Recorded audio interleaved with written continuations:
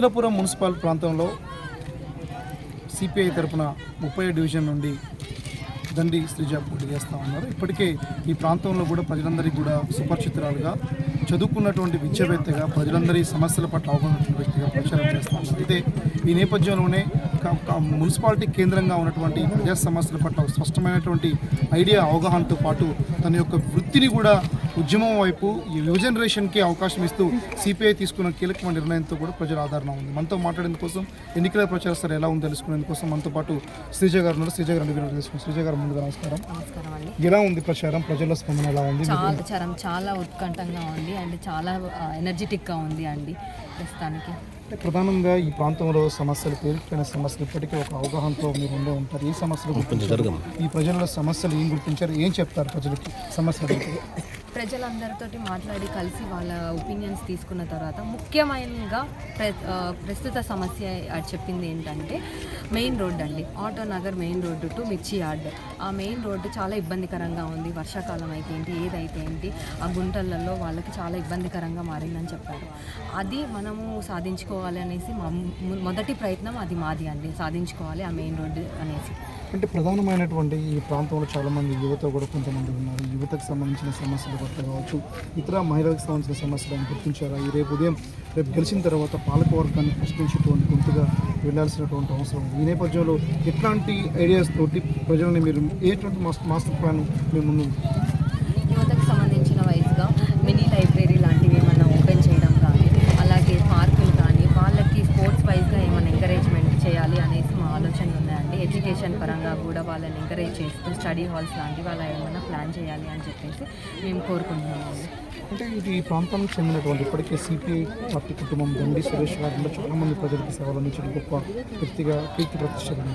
ఈ నేపథ్యంలో వాళ్ళు వారసురాలుగా ఈ ప్రాంతంలో మరోసారి ఎర్రజెండా తిరిగి పునర్వైభవం వస్తే అవకాశం ఉందని భావిస్తున్నారు. తప్పనిసరిగా పునర్వైభవం వస్తుందండి. ఈ ప్రాంత ప్రజలకి ఎర్రజెండా మీద నమ్మకం ఉంది. అదేవిధంగా అదే నమ్మకాన్ని మేము ఇన్ని సంవత్సరాలు 40 సంవత్సరాలుగా అదే నమ్మకాన్ని నిలుపుకుంటూ వస్తున్నాము. ఈ ప్రాంత అభివృద్ధికి దండి సురేష్ గారు అయితే ఏంటి, దండి భాస్కర్ గారు అయితే ఎంతో అభివృద్ధి చేశారండి, ఎంతో కృషి చేశారు. మీ ఈ ప్రాంతంలో ఇప్పటికే అంటే మీ ప్రత్యర్థులైనటువంటి పార్టీలకి ఓటు వేయొద్దని చెప్పేసి ఇప్పటికి చెప్తున్నారు. సిపిఐకి ఓటు వేయాలని మీరు కోరుతున్నారు. సిపిఐకి ఎందుకు ఓటు వేయాలి, ప్రత్యర్థులకు ఎందుకు ఓటు వేయకూడదు అంటే మీరేం చెప్తారు? సిపిఐ పార్టీ అనేది ప్రజల పక్షంలో ఉండే పార్టీ అండి.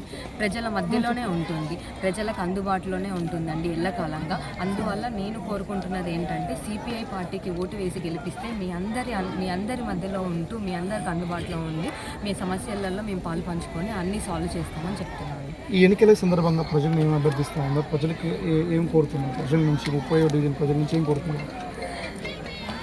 30వ డివిజన్ ప్రజలందరికీ నేను కోరుకుంటున్నది ఒక్కటే, మీ అందరూ నాకు ఓటు వేసి భారీ ఎత్తులో గెలిపించవలసిందిగా కోరుకుంటున్నానండి. నా ఎన్నికల గుర్తు కంకి కొడవలి గుర్తు 2వ నెంబర్, బ్యాలెట్ నెంబర్ 2 కంకి కొడవలి గుర్తు అండి. రైట్. మొత్తానికి సంబంధించి ఎదులపురం మున్సిపల్ 30వ డివిజన్లో ఒక విద్యావేత్త ప్రస్తుతం ఎన్నికల్లో పోటీ చేస్తూ ఉన్నారు.